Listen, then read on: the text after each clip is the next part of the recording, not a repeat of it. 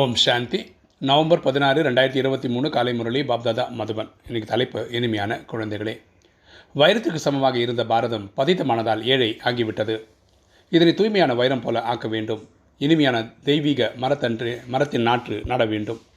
அப்பா சொல்கிற இனிமையான குழந்தைகளே, நம்ம வைரத்துக்கு சமமாக இருந்த பாரதம் இன்றைக்கி பதித்தமாகிடுச்சு, தூய்மையை இழந்துடுச்சு, அதனால் ஏழை ஆகிடுச்சு. மீண்டும் ஒரு முறை நம்ம தூய்மையான வைரம் போல் பாரதத்தை ஆக்கணும். இனிமையான தெய்வீக மரத்தின் நாற்று நடணும். கேள்வி: தந்தையின் எந்த கடமையில் குழந்தைகள் உதவியாளர் ஆக வேண்டும்? தந்தையின் எந்த கடமையில் குழந்தைகள் உதவியாளர் ஆக வேண்டும்? பதில்: முழு உலகத்தில் ஒரு தெய்வீக அரசாங்கத்தை ஸ்தாபனை செய்ய வேண்டும். நம்ம திரும்ப லட்சுமி நாராயண ஆட்சியை இங்கே அமைக்கணும். பல தர்மங்களின் விநாசம் மற்றும் ஒரு சத்தியமான தர்மத்தின் ஸ்தாபனை செய்ய வேண்டும். இன்றைக்கி மனிதர்கள் உருவாக்கிய தர்மங்கள் நிறைய இருக்குது, அதெல்லாம் காலி பண்ணணும். இறைவன் உருவாக்கிய தர்மமான சனாதன தர்மத்தை ஸ்தாபனம் பண்ணணும். இதுவே தந்தையின் கடமையாக. இது அப்பாவோட கடமை. நம்மளோட கடமைன்னா அவரோட சேவையில் ரைட் ஹேண்டாக இருக்கிறது. குழந்தைகளுக்கு நீங்கள் இந்த காரியத்தில் உதவியாளர் ஆக வேண்டும். ஸோ நம்ம அவருக்கு உதவி செய்யணும். உயர் பதவி பெற முயற்சி செய்ய வேண்டும். நம்ம சத்தியுகத்தில் ராஜாவாக வர்றவருக்கு முயற்சி பண்ணணும்.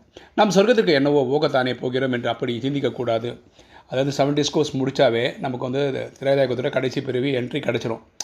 எப்படியும் நான் வரலாம் இல்லை, அது போதும்ல அப்படின்ற மாதிரி நினைக்கக்கூடாது. இன்றைக்கி தாரணி. ஃபஸ்ட்டு பாயிண்ட்டு: சங்கமயுகத்தின் முயற்சிக்கான பலன் 21 பேர்களுக்கு நடக்க வேண்டும் என்றால் இந்த விஷயத்தை நினைவில் வைத்து உயர்ந்த கர்மங்கள் செய்ய வேண்டும். அது சங்கமயுகத்தோட முயற்சிக்கு ஏற்ற மாதிரி 21 பிரிவுகளுக்குன்னா சத்தியுகத்தில் 8, திரேதாவில் 12, சங்கமத்தில் 1, இப்படி நமக்கு சத்தியுகத்தோட இது கிடைக்கணும்னா நம்மளோட காரியங்கள் உயர்ந்ததாக இருக்கணும். ஞான தானத்தின் மூலம் தன்னுடைய பலனை உருவாக்கி கொள்ள வேண்டும். இந்த ஞானத்தை உலகம் ஃபுல்லாக கொடுக்கணும். 2. இனிமையான தெய்வீக மரத்தின் கன்று நடப்பட்டு கொண்டிருக்கின்றது, ஆகியால் மிகவும் இனிமையானவர் ஆக வேண்டும்.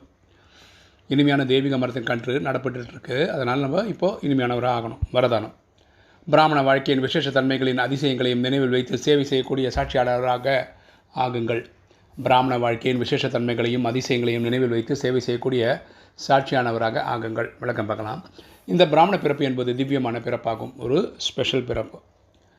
சாதாரண பிறப்பெடுத்துள்ள ஆத்மாக்கள் தங்களுடைய பிறந்த நாள், திருமண நாள், நண்பர்கள் தினம் என்று தனித்தனியை கொண்டாடுவர். பூமியில் இருக்கவங்க ஒரு தினம் கொண்டாடுறாங்க இல்லையா? ஆனால் உங்களுடைய பிறந்த நாள், திருமண நாள், அன்னையர் தினம், தந்தையர் தினம், நிச்சயதார்த்த தினம் அனைத்தும் ஒரே நாளாகும். என்றைக்கு இறைவனை கஷ்டம் எனக்கு எல்லாமே இறைவன் தான் ஆயிடுச்சோ, நம்ம வெளியில் இருக்க எந்த தினமும் கொண்டாட வேண்டிய அவசியம் இல்லை. எனில் உங்கள் அனைவருடைய வாக்குறுதி யாதெனில் ஒரு தந்தையை தவிர எனக்கு வேறு யாரும் இல்லை என்பதாகும். ஸோ நம்ம வெளியில் இருக்கவங்களுடைய பர்த்டே கொண்டாடுறதுல டைம் வேஸ்ட் பண்ண வேண்டான்றாரப்பா. எனவே இந்த பிறப்பினுடைய விசேஷங்களையும் அதிசயங்களையும் நினைவில் வைத்துக்கொண்டு சேவை நடிப்பை நடிக்க வேண்டும். ஸோ இந்த நம்ம பிறப்போட ரகசியம் புரிஞ்சுக்கணும். நம்மளோட பிறப்போட ரகசியமே சத்தியுக ஸ்தாபனை பண்ணுறதுக்கு இறைவனுக்கு ரைட் ஹேண்டாக இருக்கிறது. சேவையில் பிறருக்கு உதவியாளர் ஆகுங்கள், ஆனால் சாட்சியாக இருந்து உதவியாளர் ஆகுங்கள். அதே சமயம் யார் மீதும் வசமாகாமல் இருங்கள். சேவை பண்ணும்போது 4-5 பேரோட சேர்ந்தெல்லாம் சேவை பண்ணுங்கள், ஆனால் அவங்களுடைய ஈர்ப்புலெல்லாம் போய் மாட்டிக்காதீங்க. அப்பா சொல்கிறார். ஸ்லோகன்: யாருடைய வாழ்க்கையில் பணிவுத்தன்மையும் அதிகாரமும் சமநிலையில் உள்ளதோ அவர்களை கவலையற்ற எஜமானர் ஆவர். யாருடைய வாழ்க்கையில் பணிவுத்தன்மையும் அதிகாரமும் சமநிலையில் உள்ளதோ அவர்களே கவலையற்ற எஜமானர் ஆவர். யார் கவலையற்ற மகாராஜான்னா யார்கிட்ட இந்த பேலன்ஸ் இருக்கோ, அதாவது பணிவும் இருக்கணும், அதிகாரமும் இருக்கணும். இது ரெண்டுமே பேலன்ஸாக வச்சுக்க தெரியணும். ஓம் சாந்தி.